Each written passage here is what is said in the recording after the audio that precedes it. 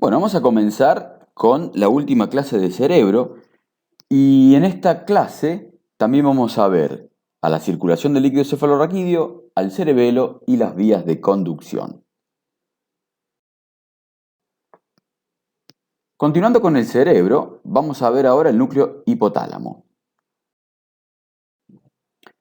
Este hipotálamo es un núcleo que se encuentra ubicado debajo del tálamo, como lo vemos aquí en las imágenes, y sus límites están constituidos por el piso del tercer ventrículo hacia arriba, el quiasma óptico hacia adelante y una línea imaginaria entre los cuerpos mamilares y la comisura gris posterior del cerebro hacia atrás.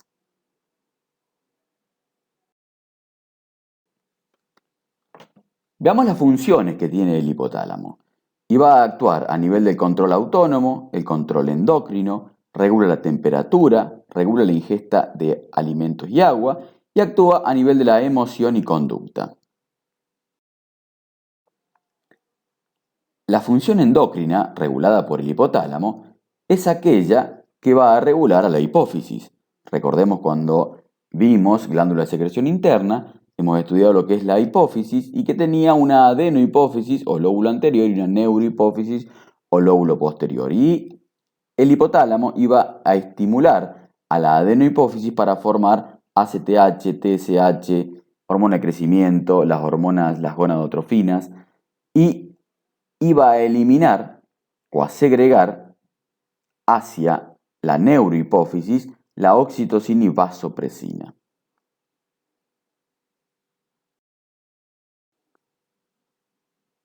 Veamos los núcleos del hipotálamo y vamos a ver que ese hipotálamo presenta núcleos del grupo preóptico que están situados en la lámina supraóptica entre la comisura blanca y el quiasma óptico, que tienen función en regular la temperatura corporal.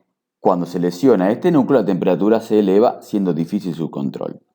También presentan núcleos del grupo supraóptico y que estos núcleos supraópticos están constituidos por dos núcleos que son los núcleos supraópticos y paraventricular, que producen las hormonas antidiurética y oxitocinas, y estas son las que van a ubicarse en el lóbulo posterior de la hipófisis a través de las hipotálamo hipofisario.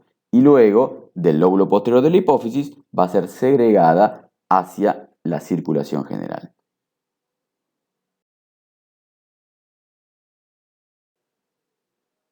Otros de los núcleos del hipotálamo son los núcleos del grupo tuberal, que esos núcleos del grupo tuberal presentan o corresponden a la zona del tuber cinereum y tienen diversas funciones, que son regular la temperatura, pero en forma opuesta a los núcleos preópticos, regula la ingesta de alimentos, actúa o presenta acción vasopresora y vesicopresora, y la lesión de este núcleo provoca el síndrome de la rabia simulada, es decir, simula al combate. Por último, tenemos al grupo mamilar o posterior y está representado por los grupos mamilares y los haces mamilotalámicos.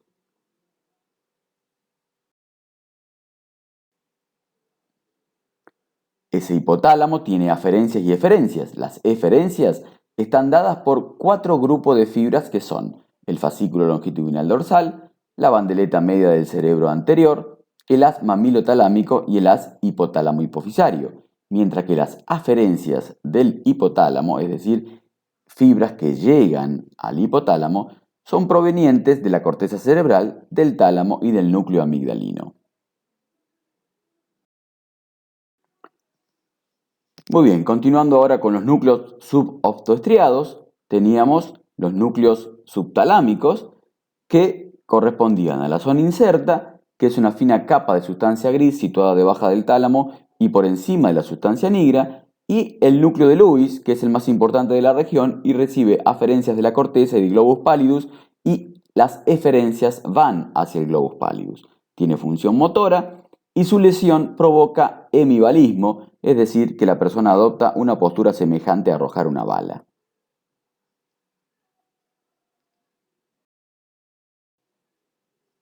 Veamos ahora la sustancia blanca de los hemisferios cerebrales y comprende el estudio de la cápsula interna y del centro oval.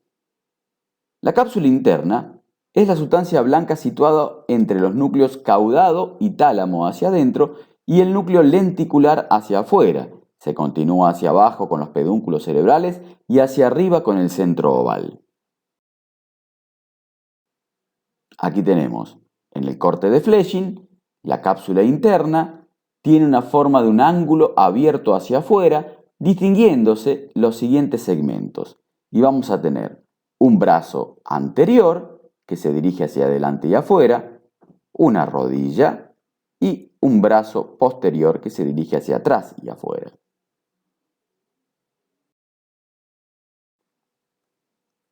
Por el brazo anterior pasan fibras de asociación, fibras córtico-estriadas y los haces frontopónticos.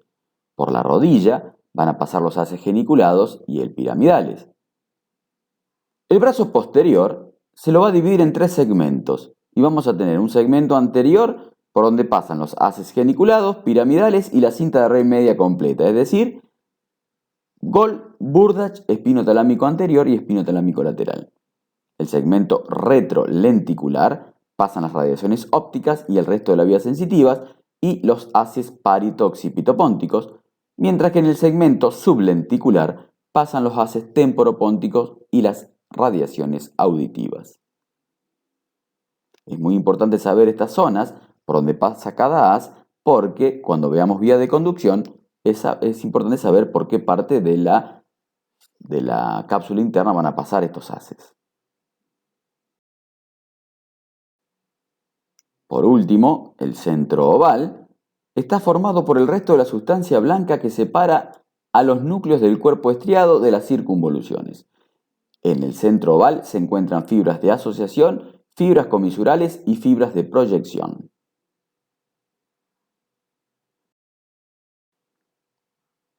Estudiemos ahora la circulación del líquido cefalorraquídeo y sus cisternas.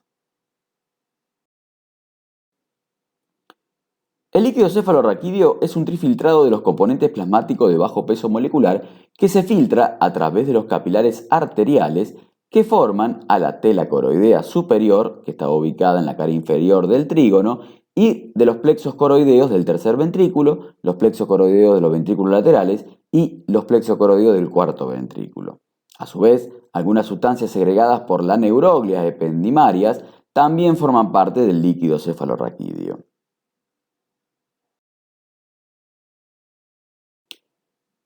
Veamos qué funciones tiene este líquido cefalorraquídeo. Y actúa como amortiguador y protege de traumatismo al sistema nervioso central. Proporciona al encéfalo de soporte hidroneumático necesario contra la excesiva presión local. Sirve como reservorio y ayuda en la regulación del contenido del cráneo. Cumple funciones de nutrición del encéfalo. Elimina metabolitos del sistema nervioso central. Y sirve como vía para que las secreciones pineales lleguen a la hipófisis. Por último, permite el diagnóstico de diversas enfermedades neurológicas y constituye una vía de entrada para la anestesia peridural. Veamos entonces cómo es la circulación del líquido cefalorraquídeo en este esquema que vamos a tratar de representar. Si partimos de la base, que teniendo en cuenta que el líquido cefalorraquídeo se forma de la tela coroidea superior y de los plexos coroideos, ese líquido cefalorraquídeo va a circular de los ventrículos laterales, pasa por el agujero de Monro hasta el tercer ventrículo. De este tercer ventrículo va a pasar por el acueducto de Silvio al cuarto ventrículo y del cuarto ventrículo va a pasar hacia el conducto del epéndimo. Luego vuelve y puede, a través del agujero de Magendie, salir del cuarto ventrículo hacia el espacio subaracnoideo. Ese líquido cefalorraquídeo va a circular por el espacio subaracnoideos, por las distintas cisternas que ya vamos a ver, y va a llegar a la parte superior en las granulaciones aracnoideas, donde están los corpúsculos de Paccioni, donde se va a filtrar y absorber ese líquido cefalorraquídeo a través del seno longitudinal superior, yendo este líquido cefalorraquídeo a la sangre venosa.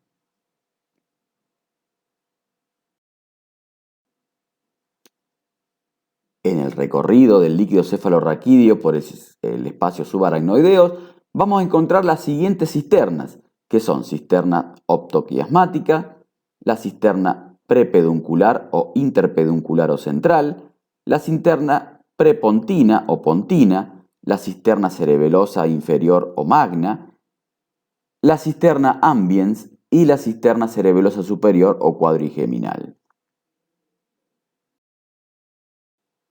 Veamos en estas imágenes tomográficas donde se encuentra la cisterna ambiens.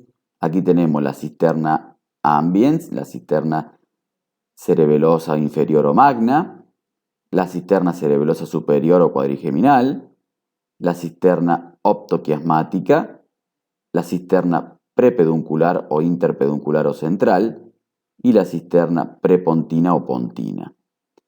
También vamos a tener la cisterna pontocerebelosa, ahí en donde está marcado en amarillo, y por último la cisterna silviana. Todos estos lugares son recorridos por el líquido cefalorraquídeo. Y las cisternas son acumulaciones de líquido cefalorraquídeo, ¿no? Para que ustedes entiendan. Muy bien, comencemos ahora con cerebelo. El cerebelo está ubicado en la fosa cerebral posterior por debajo de los hemisferios cerebrales, separados de estos por el tentorio o tienda del cerebelo, que es un desdoblamiento de la hoz del cerebro.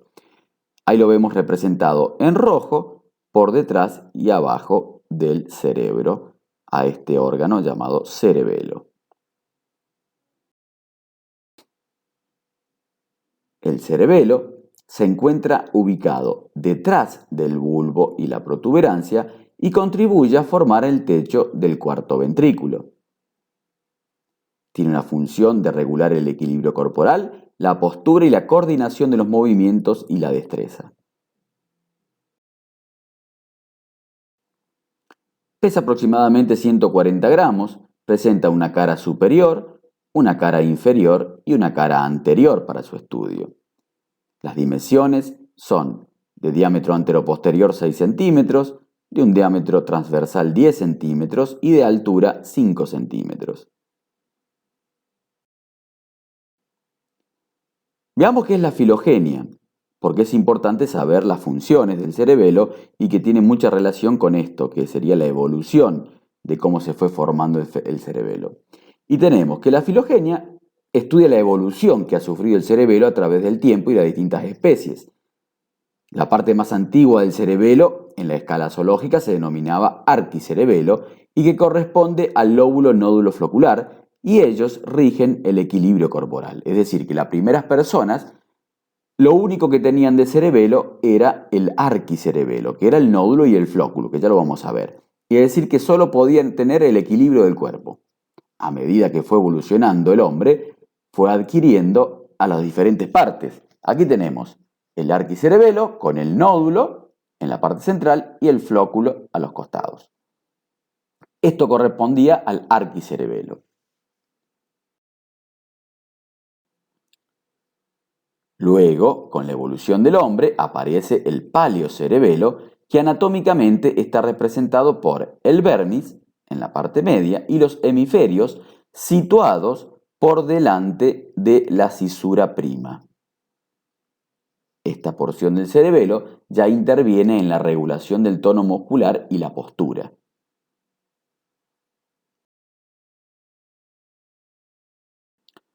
Y por último, la parte más nueva del cerebelo que aparece en los mamíferos superiores es el neocerebelo, que se relaciona con la corteza en la regulación de los movimientos voluntarios y es la porción de los hemisferios que están por detrás de la cisura prima.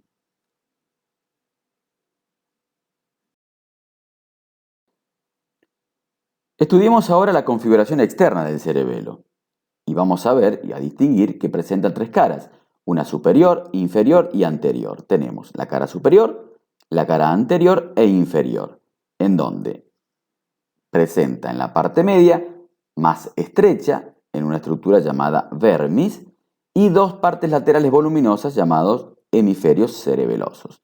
Estos hemisferios cerebelosos presentan surcos transversales que dan el aspecto laminar al órgano. Muy bien, estudiemos entonces las dos estructuras del cerebelo, que eran el vermis y los hemisferios cerebrales. Comencemos por el vermis. Este vermis se encuentra en un plano sagital, tanto en la cara superior como inferior. Parece un gusano, de allí el nombre, y mide 1 centímetro de ancho y es alargado.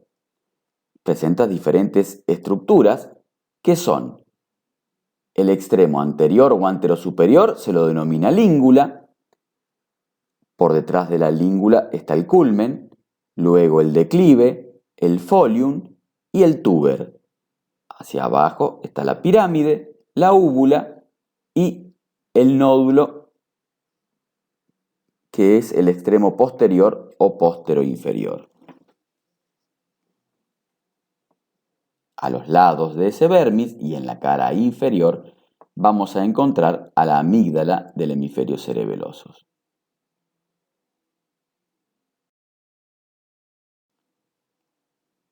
Aquí está representado el vermis en un esquema en el corte sagital, en donde vamos a describir todas estas estructuras del vermis o partes del vermis desde la cara superior a inferior. Y teníamos que en la cara superior, en el extremo anterosuperior, estaba la língula, luego el culmen, el declive, el folium, el tuber, la pirámide, la úvula y por último en el extremo posterior inferior, en la cara inferior, el nódulo.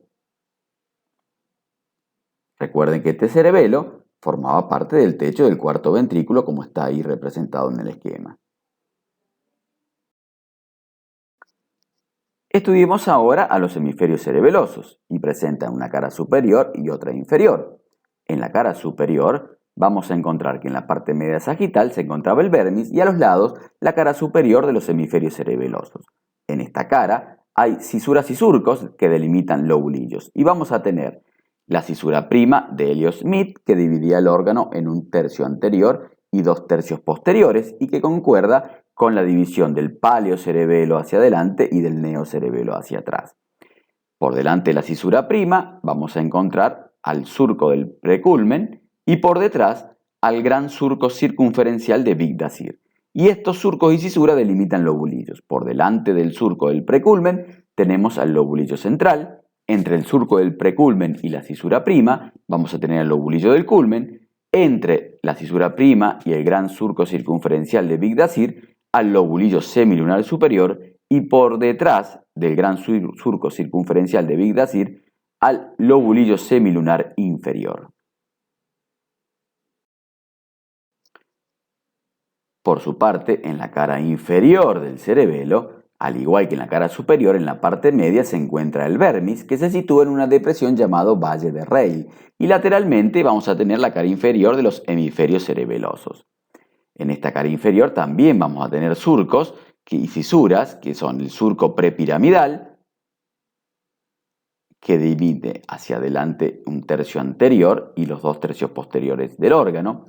Por delante de este surco prepiramidal vamos a tener el surco predigástrico y por detrás al gran surco circunferencial de Bigdasir. Y esto delimitaban los lobulillos, que son por delante del surco predigástrico el lobulillo digástrico, entre el surco predigástrico y el surco prepiramidal el lobulillo delgado, entre el surco prepiramidal y el surco circunferencial de Bigdasir al lobulillo semilunar superior y por detrás del surco circunferencial de Bigdasir al lobulillo semilunar inferior. Al lado del vermis y correspondiendo a los hemisferios cerebelosos se encuentran las amígdalas y en la cara inferior del cerebelo. Estudiemos ahora la cara anterior del cerebelo y esa cara anterior tiene una forma romboidal con un eje mayor transversal. Está situado detrás del bulbo y la protuberancia y a los lados sobrepasa lateralmente. Además, esta cara forma parte del techo del cuarto ventrículo y está representada en la parte media por lo que se corresponde al receso cerebeloso del cuarto ventrículo, que corresponde a la parte media del techo del cuarto ventrículo, que hacia arriba se relaciona con la língula, que era parte del vermis, y hacia abajo el nódulo. Lateralmente se va a relacionar con el pedúnculo cerebeloso superior, los pedúnculos cerebelosos medios y los pedúnculos cerebelosos inferiores.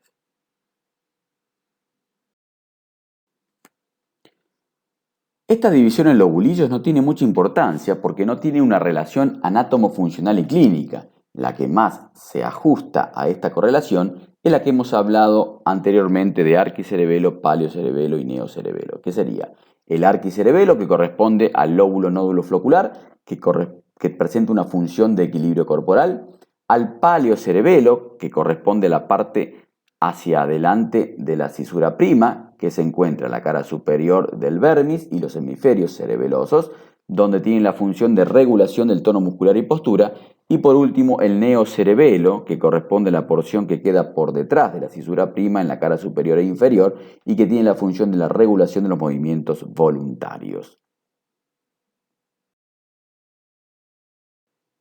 Estudiemos ahora la configuración interna del cerebelo, y que al realizar un corte del cerebelo vamos a ver que presenta sustancia gris que se dispone en la parte externa y constituye la corteza, y la sustancia blanca se encuentra en el centro del órgano.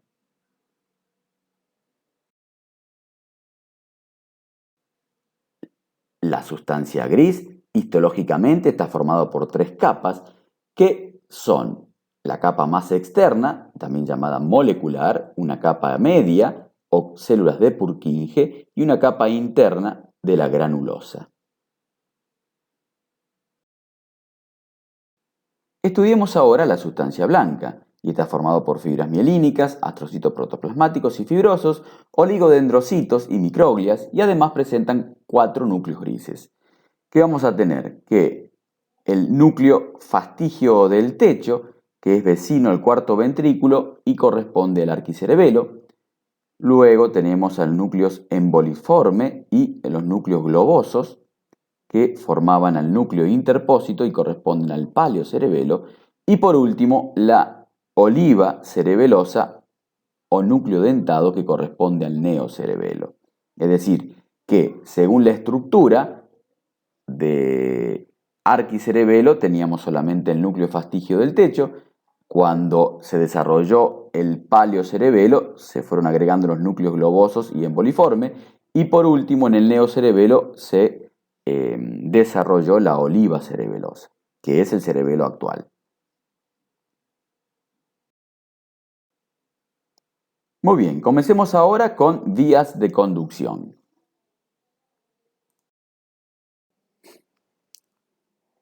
Bueno, vamos a clasificar entonces a las vías de conducción. Y estas vías se clasifican en descendente o motoras, ascendentes o sensitivas y sensoriales, que son aquellas que provienen de los órganos de los sentidos. Veamos las vías motoras. Estas vías motoras o descendentes están formadas por los haces piramidales, las vías del haz óculo-cefalógiro, las vías del haz occipito mesencefálico, las vías rubroespinal de von-Monacov, o también llamadas córtico, póntico, cerebelo, olivo, rubroespinal, y las vías subcorticales. Las piramidales se van a clasificar a su vez en piramidal directo, piramidal cruzado, las cuales van a formar las vías córtico-espinales, el geniculado, o también llamada vía córtico-medular, y el yuxtapiramidal o vía córtico-reticular. Las vías subcorticales son el estrío espinal directo y estrío espinal indirecto.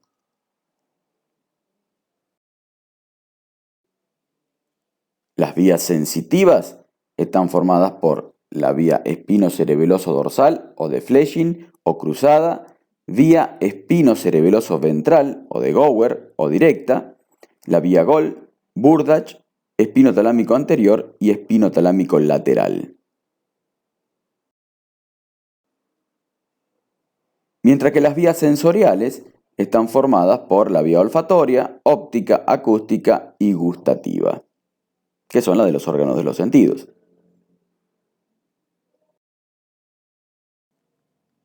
Comencemos con las vías motoras.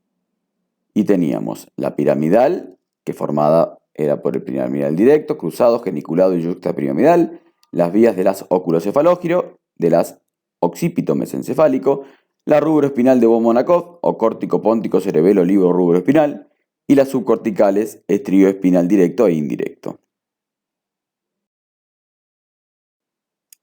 Comencemos con la vía piramidal. Tiene función motora, voluntaria y elemental y su lesión provoca parálisis del lado opuesto con hiperextensibilidad y Babinski positivo. Estas son pruebas neurológicas que nos confirman la lesión de la vía piramidal. Esta vía está formada por los haces piramidal directo, cruzado, geniculado y yuxtapiramidal y se calcula que está constituida más o menos por 1 millón de fibras. En toda la vía piramidal, el 30% de las fibras provienen del área motora 4, el 10% proviene del área motora 6, el 3% de las células de Bett, el 20% proviene de las áreas 3, 2, 1 y el 20% restante de otras áreas corticales y subcorticales. De toda la vía piramidal, el 50% de las fibras van a la médula cervical, el 20% a la dorsal y el 30% restante a la médula lumbosacra. Bien, comencemos con la vía piramidal directa o córtico-espinal directa.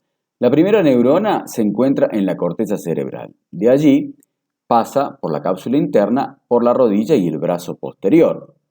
En los pedúnculos cerebrales pasa por los 3/5 medios del pie del pedúnculo y en la protuberancia va a pasar por el pie de la misma, siendo disociadas por las fibras pónticas.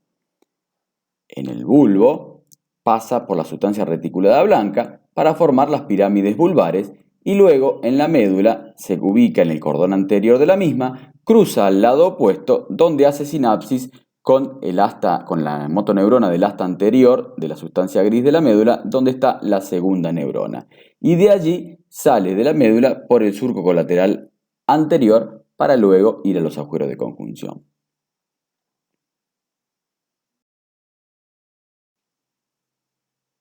La vía piramidal cruzada o córtico-espinal cruzado, la primera neurona se encuentra en la corteza cerebral, pasan luego por la rodilla y brazo posterior de la cápsula interna, también por los 3/5 medios del pie del pedúnculo cerebral, al igual que el piramidal directo. Este piramidal cruzado en la protuberancia pasa por los pies de la protuberancia, siendo disociada por las fibras pónticas. Hasta aquí el recorrido del piramidal directo y cruzado es el mismo. Luego en el bulbo va a formar la pirámide vulvar, pero se cruza hacia el lado opuesto, formando lo que es la decusación piramidal, que era el límite entre la médula y el bulbo. Luego de esa decusación piramidal se va a ubicar en el cordón lateral de la médula para hacer sinapsis con la segunda neurona del asta anterior de la sustancia gris de la médula espinal para luego salir por el surco colateral anterior de la misma.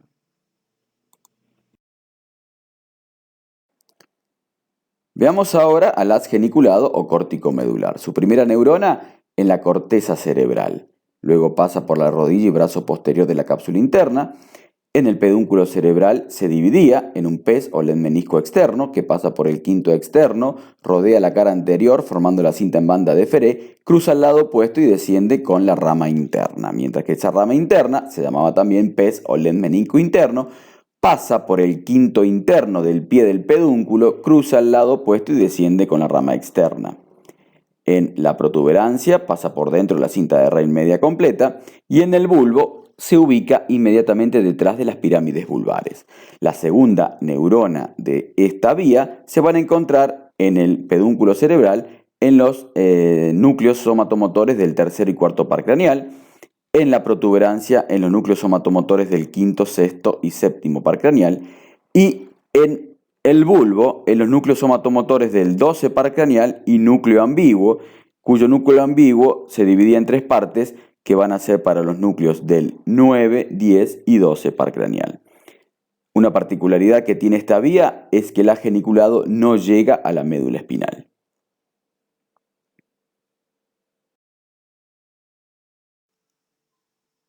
Veamos el haz yuxtapiramidal, cuya primera neurona se encuentra en la corteza cerebral, pasa por la rodilla y brazo posterior de la cápsula interna. La segunda neurona se encuentra en la sustancia reticular y desciende con el haz del nombre retículo espinal anterior. En la protuberancia pasa por la cinta o cintilla longitudinal posterior y en el bulbo pasa por la sustancia reticular gris. Se ubica luego en el cordón anterior de la médula espinal para hacer sinapsis con la tercera neurona que se encuentra en el asta anterior de la médula espinal para luego salir por el surco colateral anterior.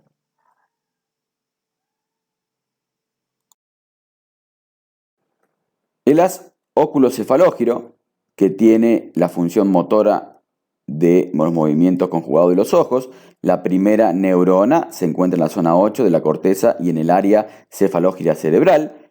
Luego desciende junto con los haces piramidales, sobre todo el geniculado, es decir, que hace el mismo recorrido que el haz geniculado, que en la protuberancia, perdón, en el bulbo se dividía en dos haces, externo e interno, pasaba hacia el lado opuesto, luego descendía y llegan a dar sus ramas para la segunda motoneurona que se encuentra en el pedúnculo cerebral, en los núcleos del tercer y cuarto par, en la protuberancia, en el núcleo del séptimo par craneal y termina en el bulbo, en el núcleo ambiguo, en especial en el noveno par craneal.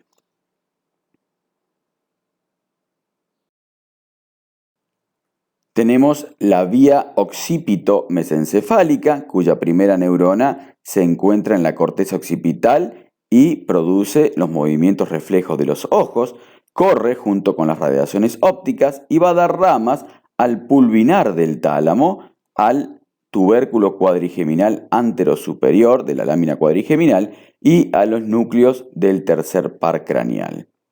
La lesión de estas fibras produce la abolición del reflejo de fijación, de la convergencia y la acomodación de los ojos. Esta vía, al igual que la anterior, no pasan por la médula espinal.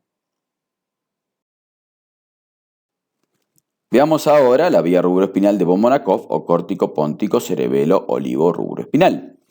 Y la primera neurona se encuentra en la corteza cerebral del lóbulo frontal, ya sea para el haz frontopóntico, para la corteza parietal y occipital, el haz parito-occipito-póntico, y del temporal, el temporopóntico.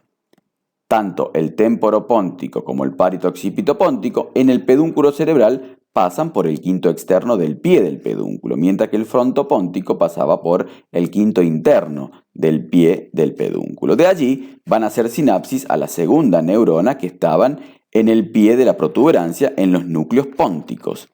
De allí, de esos núcleos pónticos, van a pasar al cerebelo por pedúnculos cerebelosos medios y van a ir a hacer sinapsis en la tercera neurona que se encuentra en la corteza del cerebelo. De esa corteza del cerebelo, la cuarta neurona es en la oliva cerebelosa y por pedúnculos cerebelosos superiores van a ingresar al pedúnculo cerebral, se cruzan hacia el lado opuesto, formando con el del lado opuesto el entrecruzamiento de Wernicke, donde llegan al núcleo rojo, donde está la quinta neurona de la vía. Luego de ese núcleo rojo, se vuelve a cruzar con el lado opuesto y forman al entrecruzamiento de Forel, que desciende por la zona A de la calota de la protuberancia, luego desciende de ese núcleo rojo con el nombre del haz rubroespinal y se sitúa en el cordón lateral de la médula espinal, donde cruza hacia el asta anterior de la sustancia gris de la médula, donde se encuentra la sexta neurona de la vía. Es decir, que la vía rubroespinal de von Monachov comienza desde el núcleo rojo hasta la motoneurona del asta anterior de la médula, mientras que la córtico-póntico cerebelo olivo rubroespinal presenta 6 neuronas, mientras que la rubroespinal en sí, el von Monachov, solamente tiene 2. ¿Sí? Entonces, primera neurona en la corteza cerebral. Segunda neurona, núcleos pónticos. Tercera neurona, la corteza del cerebelo. Cuarta neurona, en la oliva cerebelosa. Quinta neurona, en los núcleos rojos.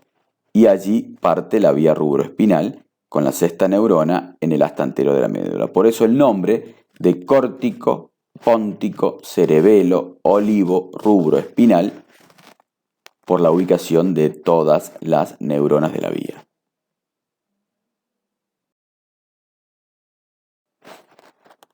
Veamos ahora la vía estrioespinal directa. Es subcortical, motora, automática y voluntaria. La primera neurona se encuentra en los cuerpos estriados, ya sea en el núcleo caudado y el lenticular, y de allí pasa o corre por la calota peduncular, desciende como el haz central de la calota, pasando en la protuberancia por la zona A de la misma. En el bulbo corre por la sustancia reticulada gris y se ubica en el cordón lateral de la médula con el nombre del haz triangular de Helwell. Hace sinapsis en la segunda neurona del asta anterior de la médula para luego salir por el surco colateral anterior de la médula.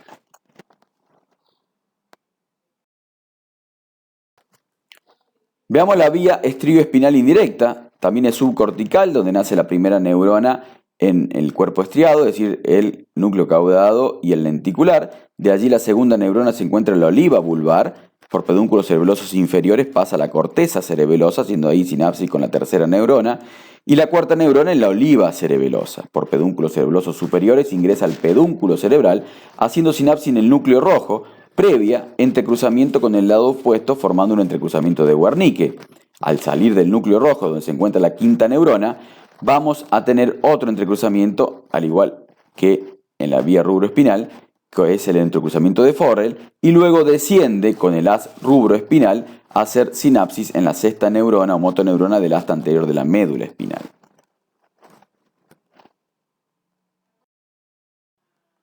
Veamos las vías sensitivas. Estas vías sensitivas estaban formadas por el espino cerebeloso dorsal de Fletching o cruzado, el espino cerebeloso ventral o de Gower o directo, la vía de Goll, la vía Burdach, el espino talámico anterior y espino talámico lateral. Comencemos con la vía espino cerebelosa dorsal de Fletching o directa. Tiene la función de la sensación profunda inconsciente de la cintura para abajo. La primera neurona se encuentra en el ganglio espinal. De allí va a ir a hacer sinapsis en la segunda neurona en el núcleo de Clark del asta posterior de la médula. Luego corre por el cordón lateral de la médula y asciende por las columnas restiformes del bulbo y por pedúnculos cerebelosos inferiores va a entrar al cerebelo para hacer sinapsis en la tercera neurona de la corteza cerebelosa. De la corteza cerebelosa hace sinapsis en los núcleos interpósitos del cerebelo y por pedúnculos cerebelosos superiores ingresa nuevamente al tronco encefálico, se cruza con el lado opuesto y va a terminar haciendo sinapsis en el tálamo. Algunas fibras pueden llegar hasta la corteza cerebral.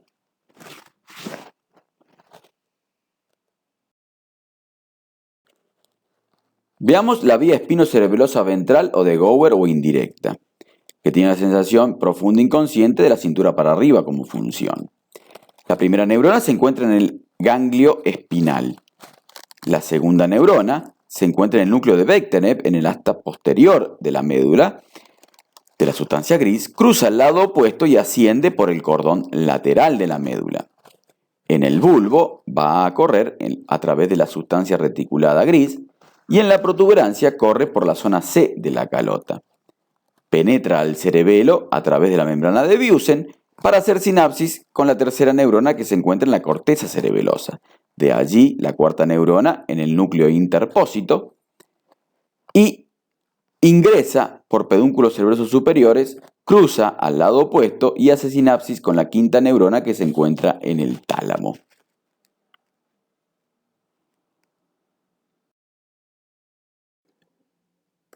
Veamos la vía de Goll y Burdach, que tiene la función de la sensibilidad profunda consciente, discriminativa y epicrítica. La primera neurona se encuentra en los ganglios espinal. De allí ingresan a la médula espinal por el surco colateral posterior y se ubican en el cordón posterior de la médula. De allí ascienden hacia el bulbo, haciendo sinapsis en la segunda neurona, en los núcleos sensitivos de Gold y Burdach del bulbo. Al salir de esos núcleos, producen un entrecruzamiento sensitivo o piniforme y continúan ascendiendo en el bulbo, ascendiendo de la siguiente manera. Si teníamos en cuenta esta la cara posterior del bulbo, los haces de Gold subían por las clavas, mientras que los haces de Burdach primero empezaban por la columna restiforme y luego se unían a los haces de Gold por las clavas. En la parte superior del bulbo pasaban por la sustancia reticulada blanca y formaban la cinta de raíz media incompleta junto con el espino talámico anterior. Ya en la protuberancia forman la cinta de raíz media completa, donde se le unía el espino talámico lateral y se ubicaban entre el pie y la calota protuberancial. En el pedúnculo cerebral van a estar ubicados detrás de la sustancia nigra en la calota peduncular para luego ir a hacer sinapsis en la tercera neurona del tálamo y la cuarta neurona se encuentra en la corteza de las áreas 3-2-1 de Brodmann en las áreas sensitivas post-rolándicas.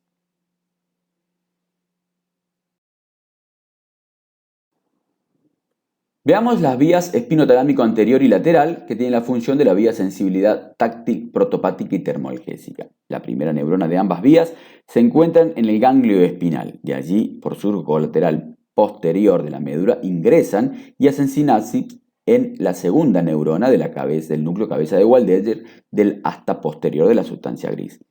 El espinotalámico anterior se ubica en el cordón anterior de la médula y el lateral el cordón lateral de la médula y ascienden. Veamos por separado cada uno. El espinotalámico anterior forma la cinta de raíz media incompleta en el bulbo pasando por la sustancia reticulada blanca y uniéndose a los haces de Gold y Burdach.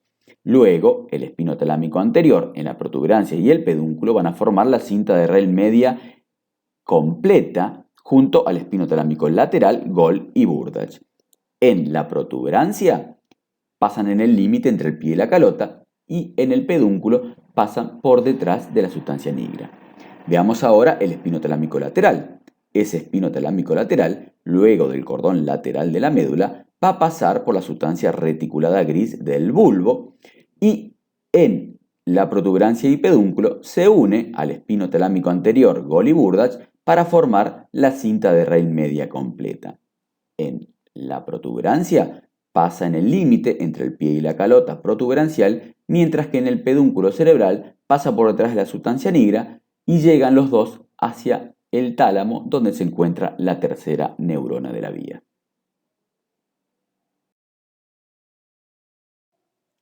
Y aquí tenemos representadas las cuatro vías que son las haces Gold, Burdach, espinotalámico anterior y espinotalámico lateral, en donde se formaba la cinta de raíz media incompleta en el bulbo y la cinta de raíz media completa ya en la protuberancia y también en pedúnculo cerebral.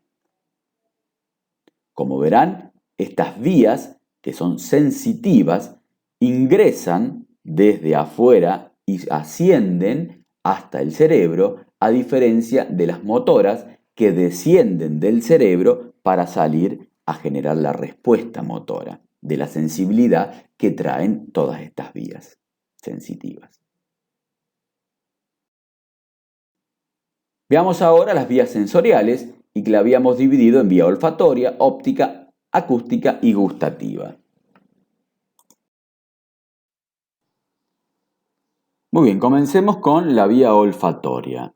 Y la primera neurona de esta vía es la zona olfatoria de la mucosa nasal o mancha amarilla, que de allí van a salir a lo que es el nervio olfatorio. De allí ese nervio olfatorio va a pasar por la lámina cribiforme del etmoides para terminar en el bulbo olfatorio, donde se encuentra la segunda neurona de la vía olfatoria.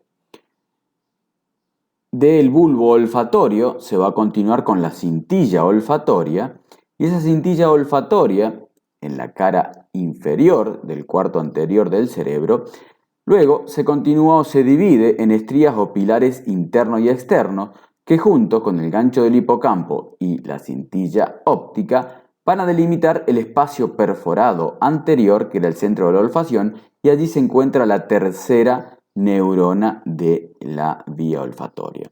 De ese centro primario de la olfacción puede la vía olfatoria tomar dos caminos. Uno a través de los tractos blancos del Ancisi por la cara superior del cuerpo calloso, y otro a través del septum lucidum y el trígono, para llegar luego por las fimbrias hacia la amígdala, que es el núcleo amigdalino o amígdala, que era el centro secundario o centro de la olfacción.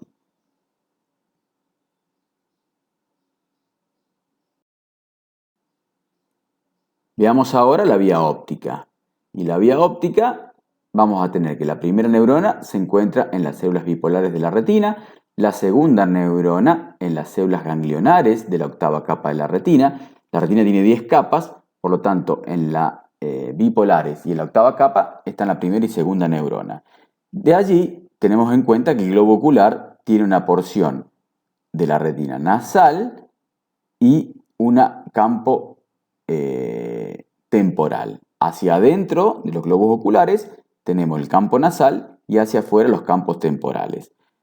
Una vez que sale el nervio óptico del ojo, van a salir con fibras temporales y fibras nasales. Las nasales son las que se van a cruzar en lo que es el quiasma óptico. Es decir, que después del nervio óptico se van a formar el quiasma óptico y la cintilla óptica. Esa cintilla óptica está formada por ramas o fibras temporales del mismo lado y nasales del lado contralateral. De allí, de las cintillas ópticas, van a hacer sinapsis en la tercera neurona de los cuerpos geniculados externos del tálamo. Y de allí, del cuerpo geniculado externo del tálamo, van a salir las radiaciones ópticas de Gratiolet. Además, de los cuerpos geniculados externos se originan fibras que forman los brazos conjuntivales superiores que hacen sinapsis en los tubérculos cuadrigeminales anterosuperiores y que, como recordemos, tenían función óptica. De las radiaciones ópticas de Gratiolet van a hacer sinapsis en la cuarta neurona, terminando en la corteza del área 17, 18 y 19 del lóbulo occipital alrededor de la cisura calcarina. Otra cosa a tener en cuenta es que cuando hay lesiones en el globo ocular, si se lesiona el campo nasal, el que no va a ver es el temporal y viceversa. Vamos a ver cómo vería el ojo en distintas lesiones. Y aquí tenemos, si tenemos una lesión en el nervio óptico, no va a ver el ojo que está alterado. Ahora, la cosa cambia cuando si tengo una lesión ahí ve en el quiasma óptico, en donde tengo la lesión nasal de los dos ojos, bueno, no voy a ver de la parte temporal de ambos ojos, porque todo en la parte óptica es al revés. Si tengo una lesión solo temporal del lado derecho, no voy a ver la nasal del lado derecho. Si tengo una lesión en las cintillas ópticas, en donde afectaba la temporal del mismo lado y la nasal del contralateral, bueno, no voy a ver la nasal del mismo lado y la temporal del contralateral. Luego, si tengo una lesión al comienzo de las radiaciones de Gratiolet, vamos a tener una cuadrantopsia.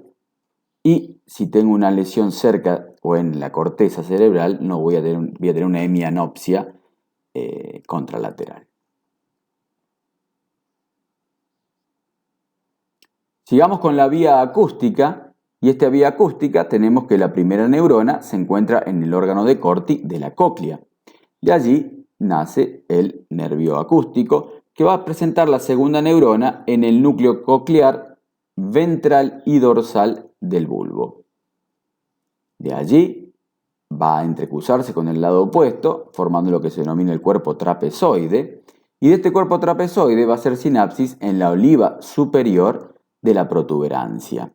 de la oliva superior van a salir fibras que formaban la cinta de raíl medio lateral, que tenían función acústica, y de allí se van a hacer se van a dirigir hacia los tubérculos cuadrigeminales postero-inferiores, de los cuales nacían los brazos conjuntivales inferiores, que tenían función acústica, y van a hacer sinapsis en la tercera neurona de la vía, que están en los cuerpos geniculados o ganglios geniculados internos del tálamo, para terminar luego en la cuarta neurona de la vía, en el área 41 y 42 de la corteza de la primera circunvolución temporal. Es decir, que la vía acústica presenta 4 neuronas. Por último, vamos a ver la vía gustativa, y esta vía gustativa corresponde a la inervación sensitiva de la lengua y que está dado por el nervio cuerda del tímpano, que es rama del facial, y el nervio lingual, que era rama del trigémino. Y ellos presentan la primera neurona en los ganglios geniculados del facial y traían la sensibilidad de las 2 tercios anteriores de la lengua, mientras que del tercio posterior de la lengua era dado por el glosofaringio, cuya primera neurona está en el ganglio petroso de Andersch. De allí, las fibras de esos ganglios, tanto geniculado del facial y del petroso de Andersch, van a irse a dirigir hacia el núcleo solitario dorsal, donde está la segunda neurona y forman el núcleo gustativo de Nagiot.